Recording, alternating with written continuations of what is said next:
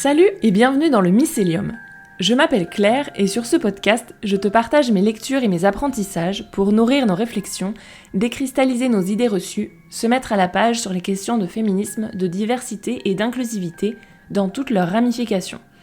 À chaque fois, je te propose de suivre un nouveau filament du Mycélium pour voir où il nous mène. C'est parti pour l'épisode du jour. Nous voici dans l'épisode 10, qui n'est pas le 10e épisode, mais le 12e, parce que faire comme tout le monde, je trouve ça beaucoup trop compliqué. Pour l'occasion, en miroir de l'épisode 1, Est-ce bien raisonnable?, je te propose d'aller creuser en quelque sorte le contraire de la rationalité. Non, c'était pas calculé, celles qui me connaissent savent que je serais incapable de planifier aussi bien les choses. Inutile de faire durer ce suspense vu que tout le monde a lu le titre avant de cliquer. On va donc parler d'hystérie. Hystérique! C'est un mot que j'utilise souvent de façon ironique dans ce qu'on appelle un retournement du stigmate. En gros, les insultes servent à nous faire rentrer dans le rang et le meilleur moyen de dégonfler une insulte, c'est d'utiliser soi-même le terme. Mais je me dis que l'utiliser comme ça à tout va, sans expliquer, ça peut être contre-productif. Alors c'est parti, on va parler d'hystérie. Donc commençons par le commencement. L'hystérie, c'est quoi ? Étymologiquement, hystérique vient du grec hystéra. Non, j'ai pas fait grec, ça s'entend, hein. Ils ont fermé la section l'année de mon entrée au lycée. Bref, hystéra qui signifie utérus. Le saviez-vous ? L'utérus est un petit animal sauvage qui se promène dans le corps des femmes et peut même aller jusqu'à les étouffer s'il n'est pas régulièrement remis à sa place par des grossesses. Aïe !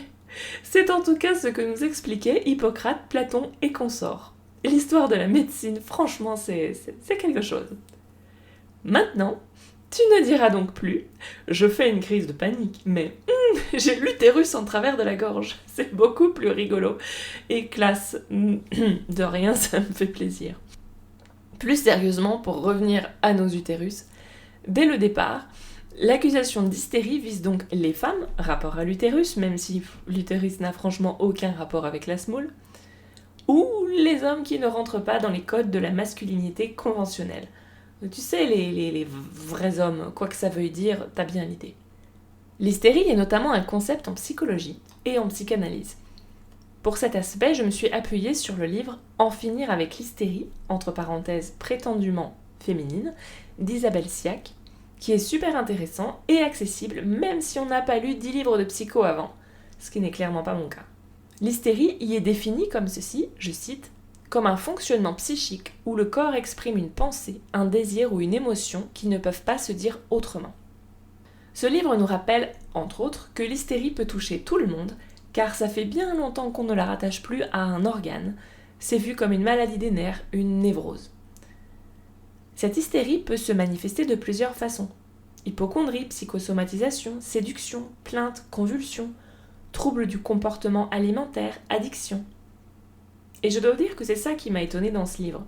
Je pensais que l'hystérie c'était juste une connerie, un mot en l'air jeté comme ça. Je ne savais pas qu'il y avait quand même une réalité psy derrière, même si elle n'a pas grand chose à voir avec les commentaires masculins sur internet. Et donc l'autrice n'invite pas à éradiquer le concept, mais à le prendre véritablement au sérieux, à écouter le message de l'hystérie. On parle d'hystérie face à une personne, généralement une femme, qui a des débordements d'émotions un peu spectaculaires. Donc si tu pleures, si tu t'énerves, si tu cries, on a tendance à vite te dire de te calmer. La colère, c'est l'apanage du masculin. J'aime bien accoler à l'hystérie sa petite sœur, la question « T'as tes règles ou quoi ?» qui reste là encore bien liée à l'utérus, finalement on y revient toujours. C'est pour ça que pour moi, on ne peut pas limiter ce concept au simple cadre de la psychologie, vu comment cette insulte est lancée à toutes les sauces dès qu'une femme ouvre la bouche, même poliment, et même pour dire des choses tout à fait sensées. Ne sois pas hystérique ! Rien de tel pour nous rendre vraiment hystériques, n'est-ce pas ? On l'a vu dans l'épisode sur la rationalité, notre société aime prétendre que les faits, les chiffres, sont supérieurs aux émotions. Pour tirer ce filament du mycélium, je te renvoie à l'épisode 1, Est-ce bien raisonnable ? Et c'est là que s'imbrique l'hystérie. Elle se manifeste par la séduction et la plainte, pas la raison, les arguments, donc par essence, elle n'est pas raisonnable, vu que c'est une petite boule d'émotion. Et si elle n'est pas raisonnable, elle n'est pas fiable, ni crédible. Littéralement, elle ne doit pas être crue, et ça c'est important pour la suite. On a une opposition claire entre le corps et la tête, l'utérus ou les nerfs d'un côté, le cerveau de l'autre. Et dans la mentalité judéo-chrétienne, entre autres, l'esprit est supérieur au corps, la raison est supérieure à l'instinct, et l'homme est supérieur à la femme, mais ça c'est sans doute un pur hasard. C'est pour ça qu'on a vite fait de taxer une féministe ou une personne dénonçant des violences sexuelles ou n'importe quelle violence sexiste, raciste ou autrement discriminatoire d'hystérique. Ça veut dire qu'elle exagère forcément, elle est irrationnelle.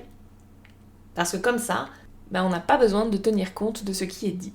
Et ça, on le doit beaucoup à un certain monsieur Freud. Toujours dans En finir avec l'hystérie, Isabelle Siak nous refait l'historique, et non pas l'hystérique, c'était vraiment pas le moment de savonner, de l'étude de l'hystérie par Freud. C'était très à la mode l'hystérie au XIXe siècle. On disait aussi que les femmes riches, avaient leur vapeur. Sans doute aucun rapport avec le fait qu'elles n'avaient pas le droit de travailler, d'étudier, de faire du sport. C'est sûr, elles avaient le confort, mais qu'est-ce qu'elles se faisaient chier. Bref. À cette époque, on ne conceptualise que l'hystérie féminine, parce que la santé mentale masculine reste encore globalement une vaste blague de nos jours. Non, se faire aider n'est pas un signe de faiblesse. Je vais la faire courte ici car je ne suis pas du tout spécialiste, mais je mettrai en description un article que j'ai trouvé sur kern.info et qui peut aller en complément du livre d'Isabelle Siak. Donc, on a des femmes en souffrance. La solution n'est pas évidemment de leur demander ce qui ne va pas, mais de se réunir entre hommes pour essayer de percer ce mystère insondable qu'est la femme. Parce qu'avant Freud, il y en avait d'autres, comme Charcot par exemple. Donc notre Freud analyse des hystériques, c'est ainsi que naît la psychanalyse. Et il se rend compte que quand même, la petite musique qui revient souvent, ce sont des traumas sexuels pendant l'enfance. Et là, je vais citer une phrase de Femme invisible qui résume tout le problème de façon limpide. Freud croyait que l'hystérie était peut-être liée à des abus sexuels passés. Il a ensuite renoncé à cette théorie, car selon lui, elle incriminait trop d'hommes pour être crédible. Merci Caroline Criado-Pérez. Ben oui, ça peut pas être vrai, hein. C'est tout le problème de l'imaginaire du monstre. À force de penser que les violeurs, les pédocriminels sont des monstres. Donc forcément, rare, l'exception, pas des hommes normaux. On n'arrive pas à prendre conscience de l'ampleur du problème.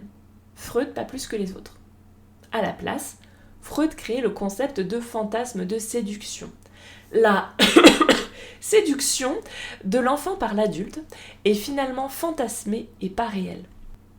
Et il faut pas venir dire que « Oh ça va, Freud est mort il y a 85 ans ». Ces théories sont encore crues et propagées par beaucoup de gens. D'ailleurs, on vit encore dedans avec le mythe des victimes affabulatrices. On va le rappeler, l'inceste touche 10% des enfants.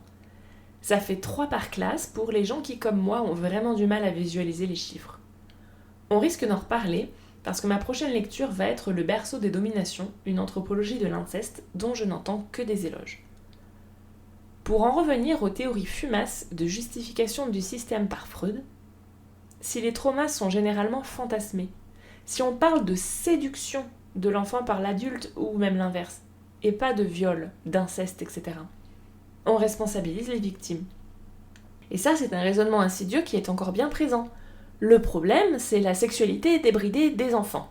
Et aussi, après coup, des femmes qui ont trop bu, sont mal habillées ou ont respiré un peu trop fort. On connaît la chanson. Le problème, ce n'est jamais la personne en position de domination qui agresse. Quand on comprend ça, on comprend bien pourquoi on a autant de mal à croire les femmes, et ne parlons même pas des enfants.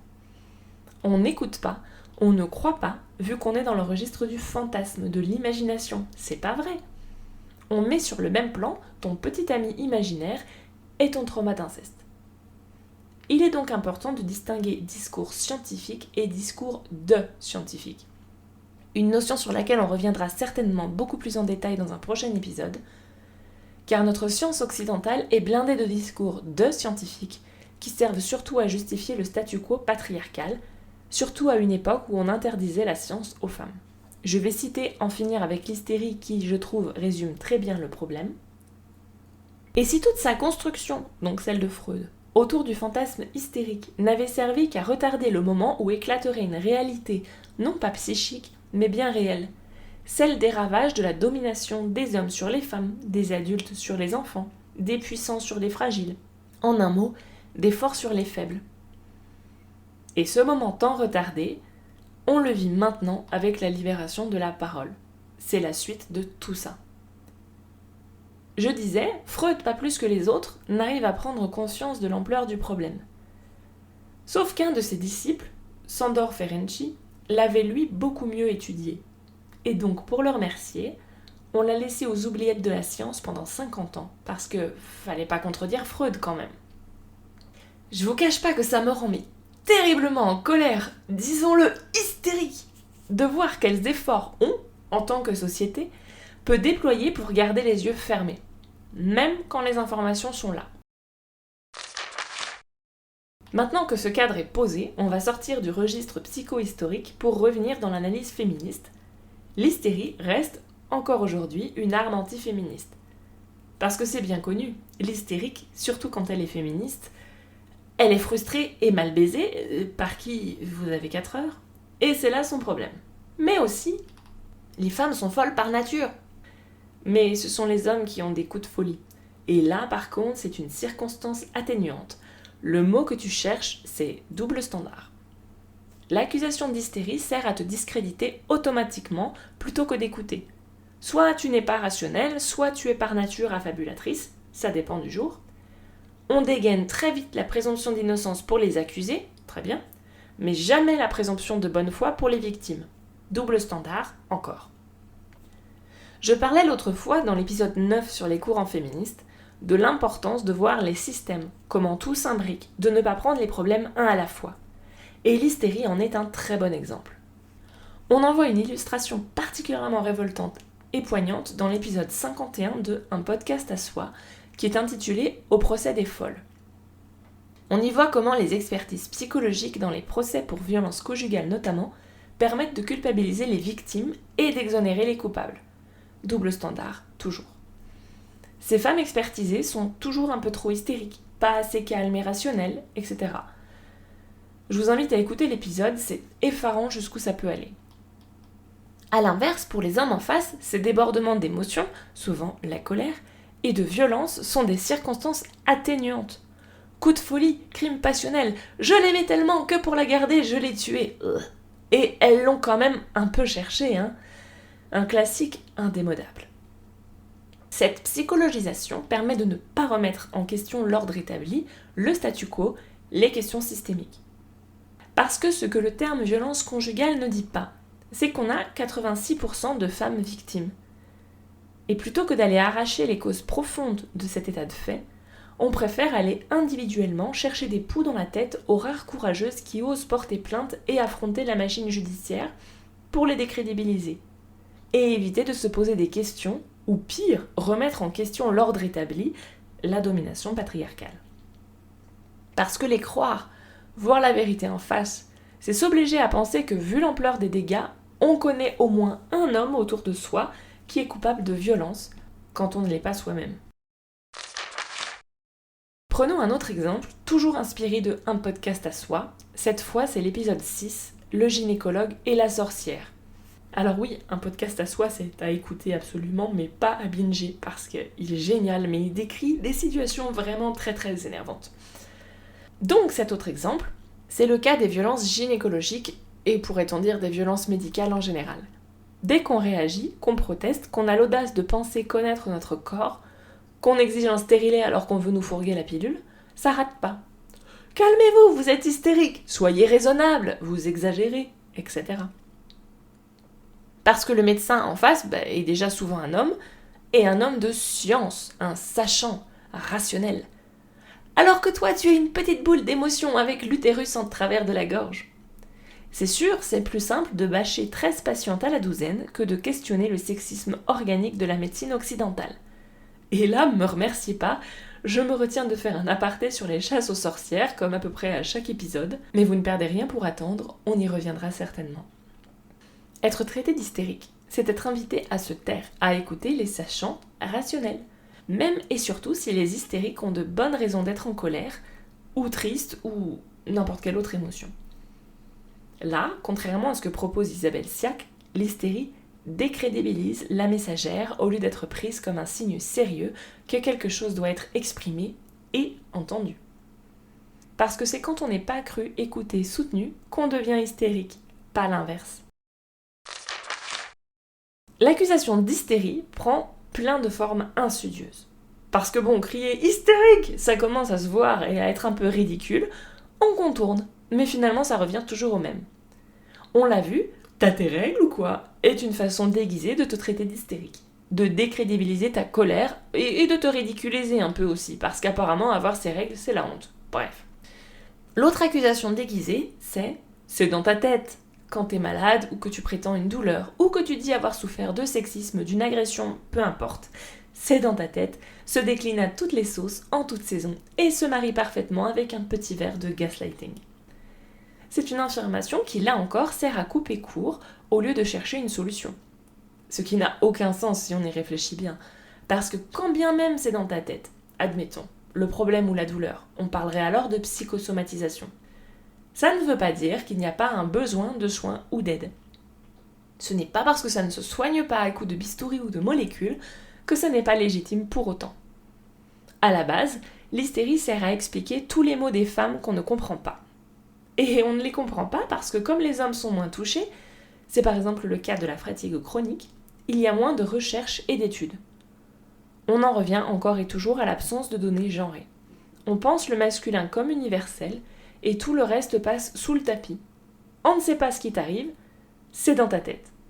Et donc, on s'en fout. Pour boucler la boucle et revenir dans l'utérus, on voit aussi ce schéma avec la question de l'endométriose, une maladie très répandue, mais souvent synonyme d'errance médicale. Combien de personnes souffrant d'endométriose se sont entendues dire « C'est normal d'avoir mal pendant les règles, vous êtes trop douillette, c'est dans votre tête !» Non. D'ailleurs, un remède millénaire à l'hystérie, et aujourd'hui un remède parfois sérieusement proposé à l'endométriose, c'est la maternité comme de par hasard. Si ça, c'est pas remettre les femmes et leur utérus vagabond à leur place, je ne vois pas ce qu'il vous faut. Donc voilà pour ce tour d'horizon de l'hystérie, un sujet vachement plus intéressant qu'il n'y paraît. Au-delà de l'hystérie, la psychologisation des victimes et des activistes d'un côté, mais aussi des agresseurs de l'autre, le fameux fou furieux, est un mécanisme très souvent utilisé, soit pour décrédibiliser, soit pour individualiser le problème. C'est quand on comprend combien cette accusation d'hystérie ou de mensonge est insidieuse et systématique qu'on peut commencer à faire un pas de côté, s'arrêter quand la petite musique de l'hystérie retentit dans notre tête, ce qui n'a rien d'étonnant, on y est conditionné. Et au contraire activer son empathie, écouter et croire. C'est là qu'on comprend toute la puissance révolutionnaire de ces 3 petits mots. On vous croit.